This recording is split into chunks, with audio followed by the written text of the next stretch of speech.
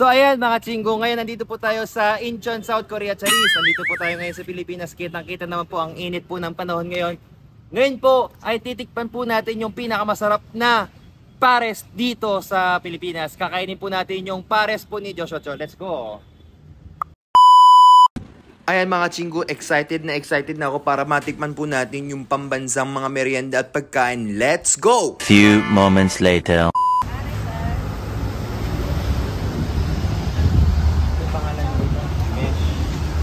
Besh Mami.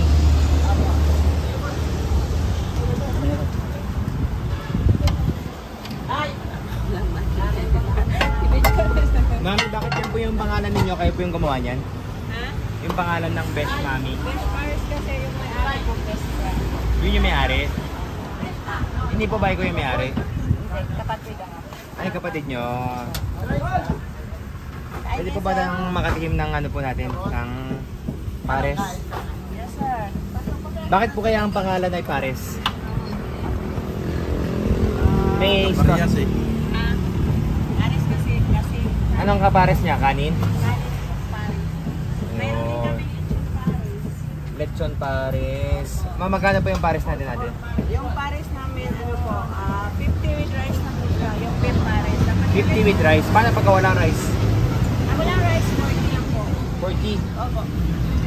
40. Ako without rice. Sila magra-rice. So, ilang dami? May mami din kami, sir. Mami. Mami po. Nanay. With rice. Tayo mo kasi with rice. Try ko na lang may rice. Ano yung pinagkaiba ng mami at saka sa pares? Mami is noodles. Yung mami may noodles po siya. Yung pares. Yung Paris, parang karwi lang po siya ng beef. Tapos, So, magkano yung mami? mami 40 with rice po. Para mas mahal yung pares ba?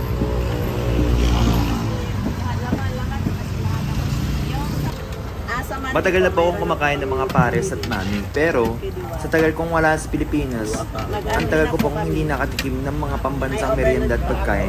So ito, dahil andito po ngayon tayo sa Pilipinas, tara, tikman po natin ang mga sinasabi nilang napakasarap na pares ni Joshua Cho. Charis! Tikman natin na nakaupo o nakatayo. Mas masarap.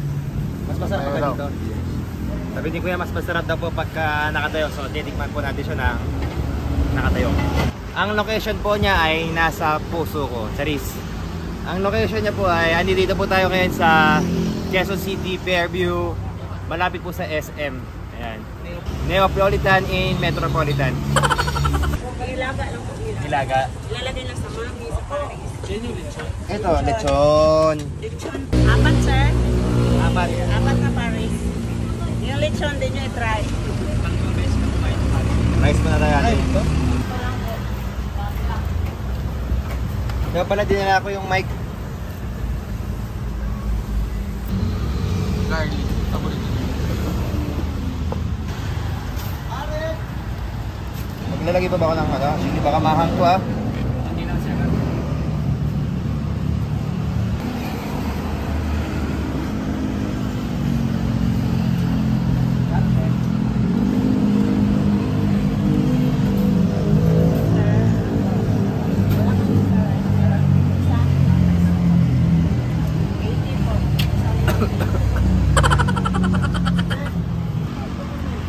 Hindi ko pa malasahan kasi ang init.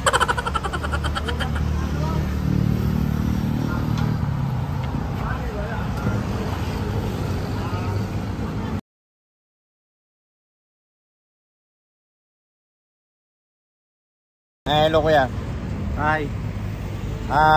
Share lang natin Kuya, anong taon ka pumunta ng Korea? Year 2000 hanggang 2008. So mga 8 years tayo, no? 8 years ako doon. Tapos, TNT. Walang naipon. Okay na sabihin kasi tapos na yun, no? Tapos na. Tapos, Nangyari na yun. so ngayon Kuya, taga saan tayo dito? San Mateo. Mateo. Madaan lang, inutom. Anong natikman natin ngayon Kuya? Lechon. Ay, nag-lechon ka? Ay, nag-pares ka rin? lechon Pares na lechon. Ay, ang panawid gutom ng mga rider. Ayun. Ako kasi ang plano ko, gagawa ng pares sa Korea. Wow. Pares sa Korea. Dali mo yung kamjatang dito. Ayun, kamgata. Kasama ba Kuya? Kasama niyo? Hindi. Ay, sa Joyride. So, ano po na ginagawa natin ngayon dito Kuya? Ito, nag-grab food. Tapos, mula anong oras hanggang anong oras na Kuya? ko lang ba, bali kabibiyahe ko lang, may sinadya lang ako dito sa parte. Tapos mag-start ako sa may parting Marikina. Kapag na ako papunta doon. Mga ilang oras ka nag-grab? Minsan mga 6 hours, 8 hours. Depende rin sa sipag. Tsagaan lang din. Yung kaya maraming salamat. Sana next time, makabalik ka ng Korea ulit. Sana nga.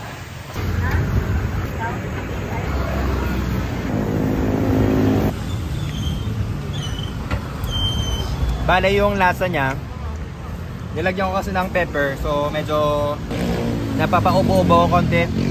Pero yung laman loob niya tsaka yung tabap, mainam-inam. Tapos yung sabaw medyo creamy. Tapos masarap siya kasi nilagyan ng sili. Tapos medyo maasim-asim konti kasi may calamansi. So para sa akin yung diwata. Sana all. May ganun salita ba? Kaya titigil ako na mag-Korean class. Ang gagawin natin, pares with Joshua Cho. Sana all.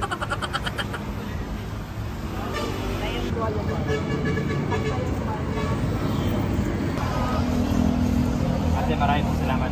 Ito po sa inyo. Para sa ating mga kababayan, nire-recommend ko po sa inyo yung diwata. So, nire-recommend po natin sa mga ating mga kababayan dyan na pwede po kayo makatikim ng pares. Napakasarap po niya. Habang tumatagal, mas lalong sumasarap. At habang mas lalong pinapakuluan, mas malinamnam yung lasa niya. Lalo na pagka mainit at pinapawisan ka, napakasarap. Buti na lang napakainit ng Pilipinas. Hindi na kailangan ng pakuluan.